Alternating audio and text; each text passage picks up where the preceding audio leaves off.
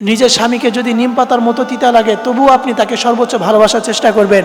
প্রিয় বোনেরা আমার, আপনার স্বামীকে যদি আপনার নিম পাতার মতো তিতা লাগে তবুও তাকে সর্বোচ্চ ভালোবাসা দেওয়ার চেষ্টা করবেন। মনে রাখবেন, নিম পাতা তিতা হলেও যেমন শরীরের জন্য উপকারী, তেমন আপনার স্বামী আপনার যদি তিতাও লাগে তবুও সে আপনার জন্য কল্যাণকর, তবুও সে আপনার জন্য উপকারী। কারণ এই স্বামী যখন না থাকবে তখন আপনি বুঝতে পারবেন পৃথিবীর বাস্তবতা কী, আপনার ভাইয়ের চেহারাটা কেমন, আপনার মায়ের চেহারাটা কেমন, আপনার বোনের চেহারাটা কেমন। এটা তখনই আপনি বুঝতে পারবেন যখন আপনার স্বামী থাকবে না। এই জন্য এই স্বামী যখন থাকবে তখন আপনি তাকে সর্বোচ্চ ভালোবাসা দেন, এই স্বামীকে আপনি মূল্যায়ন করেন, স্বামীর কথার কখনো অবাধ্য হবেন না। আমাদের সমাজে এমন অনেক স্ত্রীরা আছে যে স্বামীর কথার মূল্য দিতে চায় না, স্বামীর কথার কোনো গুরুত্বই দিতে চায় না। মনে রাখবেন, আপনার এই স্বামী যখন না থাকবে, আপনি যদি স্বামীর থেকে ডিভোর্স হয়ে যান তাহলে বুঝতে পারবেন জীবনের বাস্তবতাটা কী।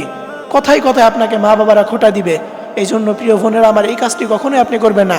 স্বামীকে কখনোই আপনি অবহেলা করবেন না। স্বামীকে যদি নিম পাতার চেয়েও তিতা মনে হয়, করল্লার জুসের চেয়েও যদি তিতা মনে হয়, এরপরও আপনি আপনার স্বামীকে সর্বোচ্চ ভালোবাসার চেষ্টা করবেন। কারণ আপনার স্বামীই হচ্ছে পৃথিবীতে সবচেয়ে আপনার কাছের মানুষ। আপনার বিপদে, আপনার দুঃখ কষ্টে, আপনার সকল কিছুতে একমাত্র আপনার স্বামী আপনার পাশে থাকবে। এই জন্য এই স্বামীকে কখনোই আপনি অবহেলা করবেন না। সর্বোচ্চ ভালোবাসা আপনার স্বামীকে দেওয়ার চেষ্টা করবেন।